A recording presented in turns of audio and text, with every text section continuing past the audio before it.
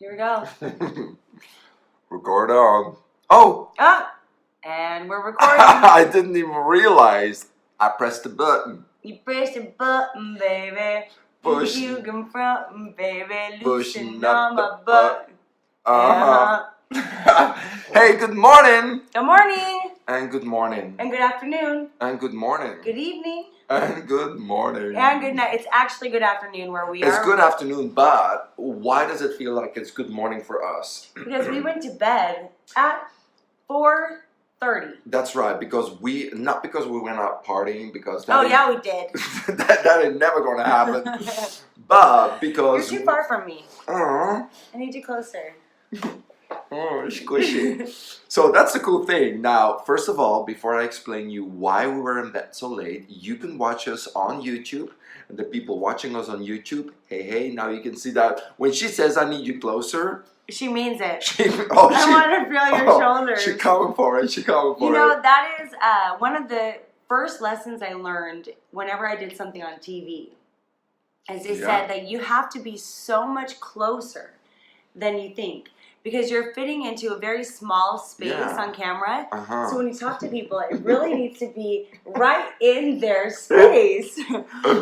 Okay, so let's go back. Why were we in bed so late? Is because we are in Bulgaria. You've been traveling from Saudi Arabia. I've been traveling from Spain. We met each other in Istanbul. We had a great time in the lounge. That's right. I mean, we ate. The new terminal in Istanbul is fantastic. Turkish airline, good job. If you hear this, sponsor us, upgrade our flights from now on. That's when you know you're a real traveler, when you start to get excited about terminals. Yeah. Terminal. Oh my gosh, have you seen the new terminal in the Istanbul Airport? I cannot wait to go there. It's so true though. Like, I love going to JFK has very good Delta Sky lounges, as well as Atlanta. Yeah. And then there's certain terminals I know that, or certain airports I know they don't have a very good lounge. And if I have a long layover there, I'm like... Yeah. And we flew then from Istanbul to Varna, which is where we are now. We're not really in Varna. We're in... What's it called? What is that? Balchak? Yep. Balchak, which is White Rock in Russian or Bulgarian, I think, because it's the languages are similar. I don't want to offend anybody, but that's what they said yesterday. That's what it is, White Rock. And here we are. So we arrived very early in the morning, so we slept a little late, and now we are ready for our first podcast. I mean, we're looking for flights. So we were both supposed to have an event in Saudi Arabia, and we weren't able to coordinate everything. So I was coming from Saudi Arabia, and we're looking for flights for us to connect and to get here. And we're like, is it really possible that the only flight leaving from Istanbul to Bulgaria is at 1:55 in the morning? Yeah. Refresh the page and see if we have it wrong. Just keep refreshing. Yeah, crazy. Yeah. Crazy. By the way, real fast, my name is Kass. And I am Steve, and welcome to the Fun Road Podcast. Okay, and we'll continue. So we get here so late. And actually, you know, I caught that second wind. I didn't feel I caught that second wind. What expression is that? I've never heard that. Really? Is it fart? Yes, and you catch that second wind of a fart. Just like, was that my fart? Oh, yes, yeah, it was. It was the second second one. So, no, it's when they talk about runners. And when they're running, they push through, but then they have this moment where they feel like, oh my gosh, or they hit a wall. And when they break through it, they're catching their second wind. Yeah, that's why I was lying awake in my bed. Oh yeah, it was impossible. You caught the second wind.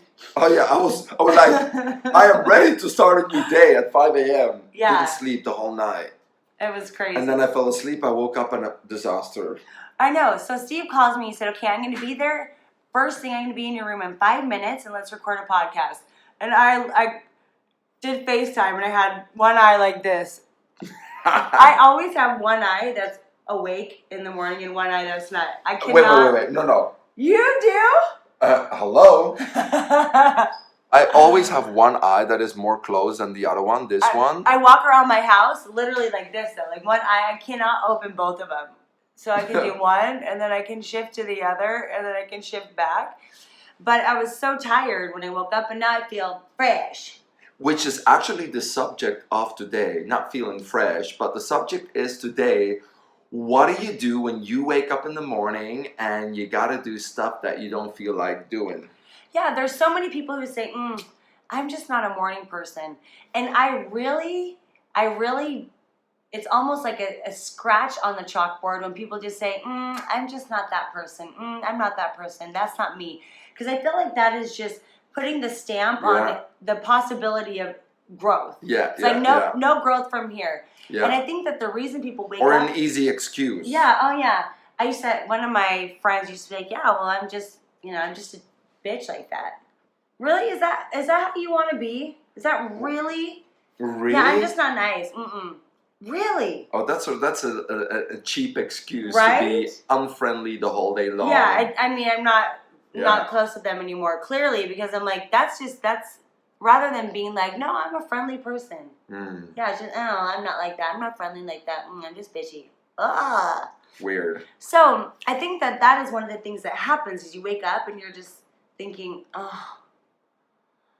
all the things I have to do today. And that's why you instantly feel like you're not a morning person. Because you're just building up all this dread of all the things you have to do. Yeah, totally. And when I look at me and my sister, we're two completely opposites in the morning. I wake up in the morning, I go, good morning, the sunshine is here. And my sister goes, she just puts her fingers at her ear. I don't want to hear you. I don't want to hear you. So, and I was thinking, why are we so different? What is the difference between, is it because of the things I'm going to do that day that I really like to do because I love my job and I don't know, my sister got caught in a routine and she's kind of stuck in it and she doesn't know how to get out of it. So I was thinking we're quite similar character-wise. Why am I waking up in the morning full of energy, being happy? She's happy, don't get me wrong. But she just give me my hour and a half. Emily is the same way. Whenever we travel together, she doesn't need it's not like she's plugging her ears or anything like that, but she just always looks at me like, I forget that you hear that alarm clock and you're me too. Out the bed, okay, here we go, it's morning, okay. Yeah. I mean, what's my other option? Well, she will relax in bed for like an hour. What? Yes, I'm not kidding you. She'll just sit there and I'll text her in the morning and I wake up at 6 when I wake up my kids. And every once in a while I will go back to bed. If I just know, okay, I got to go wake Dane up and then I'll go back to bed for 20 minutes. Yeah. But the second we're up. Oh, yeah. But I'll text her and she's like, I'm still laying in bed. 45 minutes later, I'll text her, I'm still laying in bed. What? No. Me neither. I get that like antsy feeling of, okay, let's get the things done in the day that have to be done. So what do you do? Let's go and pretend that we have a day where there is stuff that we don't want to do or don't like to do. What would be a day like that where you have stuff that you don't want to do? Days that I have a really packed day. And you don't want to do that? Yeah, I don't want to have to be somewhere on time. I don't want to have to drive there. And, the long day training, sometimes you wake up and you're like, oh boy, today's going to be hard. Physically demanding, emotionally, mentally, or just a long day of traveling more is what it is. That can be very exhausting. I am thinking actually of what would be a day for me where I wake up and say, oh, today I don't want to do this, I don't want to do that. It's good that we have to think about it. That means, okay, we don't have that many days like that because first of all, my job, I love it. When I have to go teach, it's fine. The only thing that I might feel in the morning is when I have an early flight. Oh, yeah. And I know that I love flights over 5 hours. Oh, yeah, for sure. Everything under 5 hours is...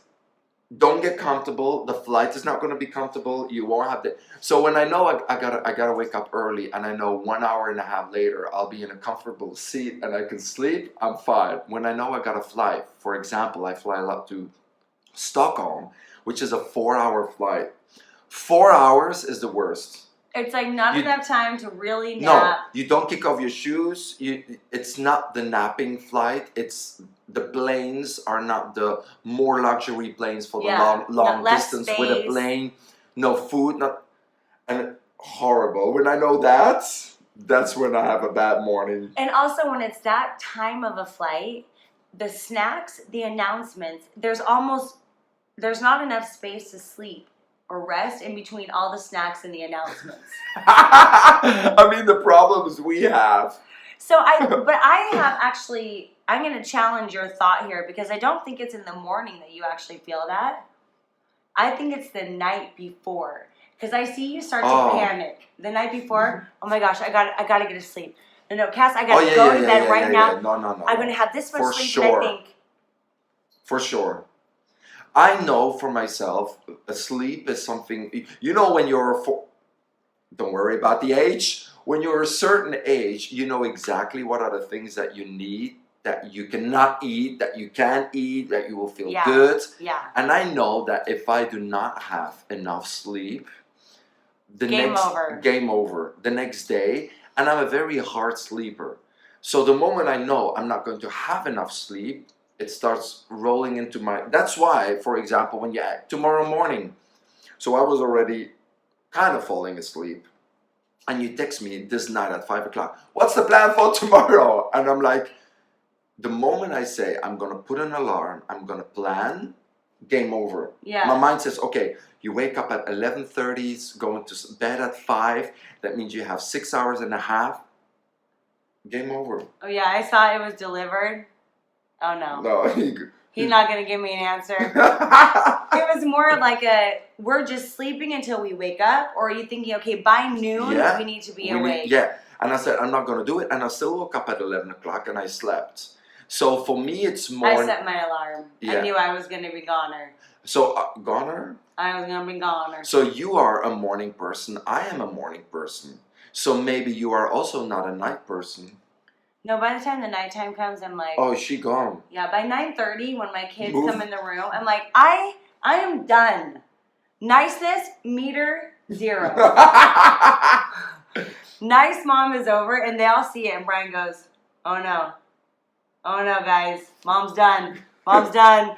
And what do you do then? You sit in the bed and you watch some TV? Yeah, I just don't like, my children love to come after we've done our like nightly prayers and the kiss and hugs. I'm like, now get out of my room already. Go to bed. Because I know they're going to come back, oh, can you do this laundry? And I'm going to do the laundry for them. And I'm just thinking, get out of my room. I've already said prayers. I've kissed you goodnight. Why am I still looking at you? Get out of here. Yeah. But I think this is the key. And I catch myself falling into this spiral. And the truest statement of my life is your thoughts create your feelings and your feelings create your actions.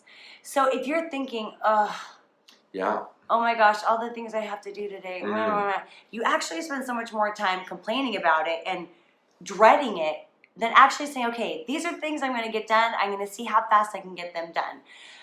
A lot of moms really get overwhelmed with laundry and dishes. I do too. I look at all the laundry in my laundry room and I think, it's just so much laundry, it's going to take me forever. And what I started to do is say, okay, I'm going to put a song on and see how fast I can fold. Maybe I'll do 3 songs.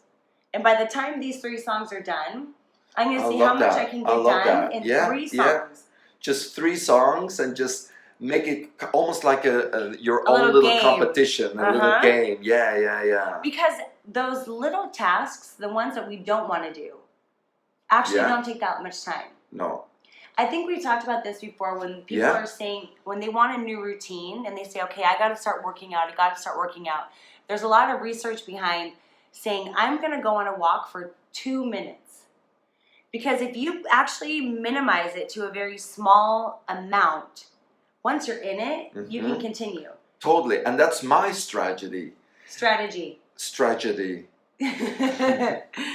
That's my strategy. Yeah. When I go, for example, the things I don't like to do, going to the gym. Yes. I always end up going to the gym for at least an hour. Yeah. And I walk in always with the same idea. Just go for 20 minutes. Totally. Do something. And I give myself the permission to back out. And I know a lot of people say, oh, don't use that technique. But for me, it works. Knowing that I can back out every second makes me actually continue a little bit more. Yeah.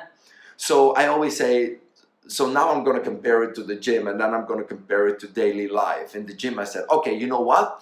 Just do 10 minutes on the treadmill and then do one exercise just to move some muscles. That's how I start. Yeah. I do my 10 minutes. I said, after the 10 minutes, you don't want to do the muscles? Get out. Okay, I'll do the biceps. After the biceps, let me just combine it with.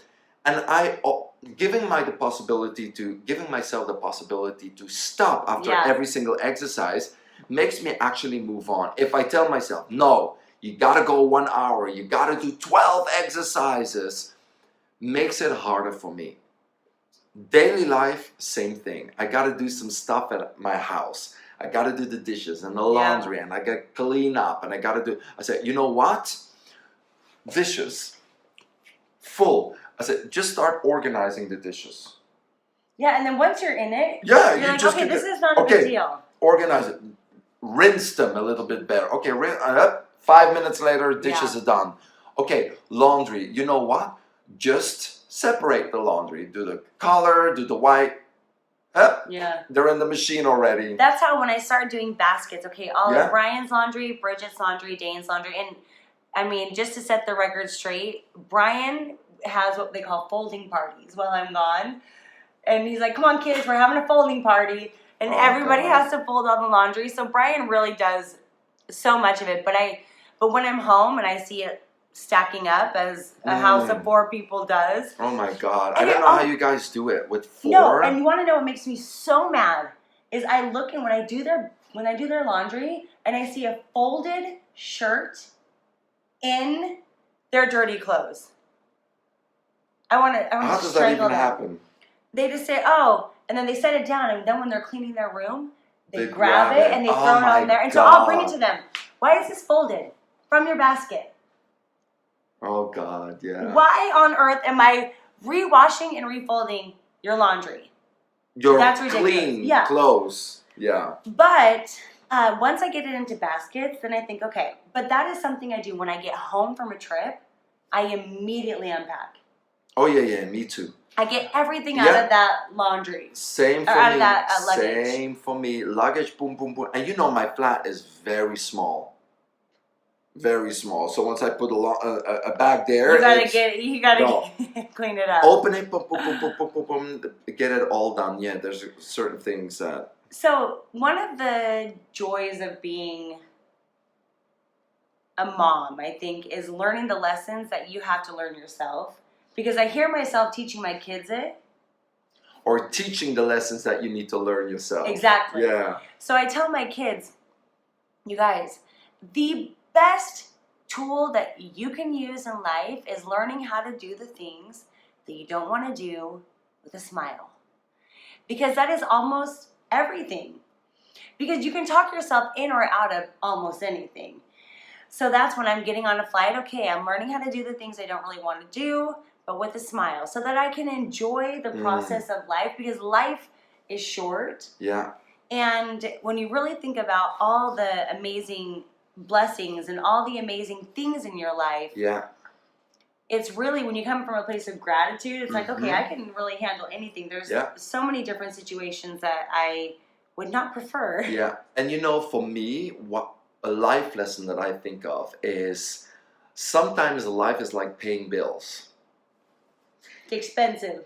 It's expensive, but nobody likes to pay bills. There are stuff in life that we don't like to do. Now, there are different types of expenses, and I learned that by having a company. If you want to save money, you gotta save money on the small things, because the big ones you have to pay anyway. Yep. You gotta pay your electricity, you gotta pay your rent. You can't save on the big ones. So we started making money by saving on toilet paper and this and that. The small things that we didn't really think about as just a small expense. Life is the same thing. the big things that you don't like to do, sometimes, sorry, you can't get. You have to have a job. You have to make money. You have to learn how to have hard work. You have to do it. So there's a couple things in life that you can't get around. You have to take care of yourself. Yeah. And you can love your job. There's still going to be days that you don't feel like doing it anyway. It's the small things in life that you say, oh, I can deal with that. I can deal with that. But actually that make you unhappy. Mm-hmm. Those are the small ones that you got to start eliminating. And you will feel that it's much easier to deal with the bigger problems if you eliminate smaller problems in your life that you don't want to eliminate because you think it's just a small thing that is not significant. But in the end, it's very significant, the small things. How about the concept of cleaning as you go?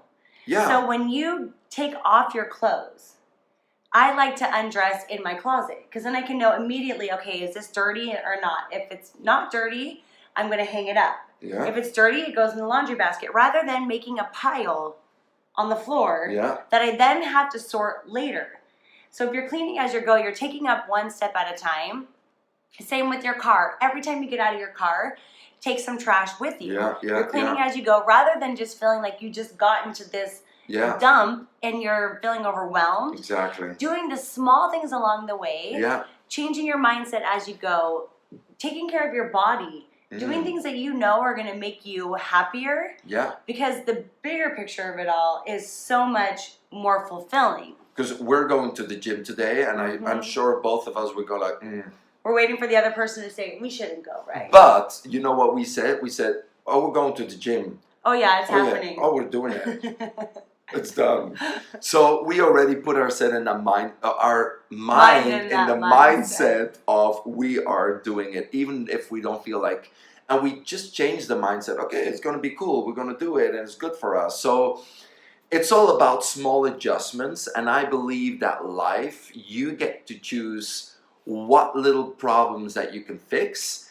And people always focus on the big problem, but sometimes a big problem is something that you got to deal with, that you can't really change, that you can fix smaller problems first, and then you can adjust that bigger problem. I mean, with big problems, I mean, you can always fix problems. Let's say you have to change your job. That's a big problem. You got to find a replacement job. You got to send in resumes. You got to do interviews. That's a bigger problem. You got to pay rent. I mean, this is something I don't want to do, but sometimes people have a problem with paying rent, or it's not easy to do that, but there's something that they cannot fix. You got to still pay. The fixing is trying to find financial stability. Yep. So it's all about small things. Anyway. And those small things build confidence. Oh, yeah.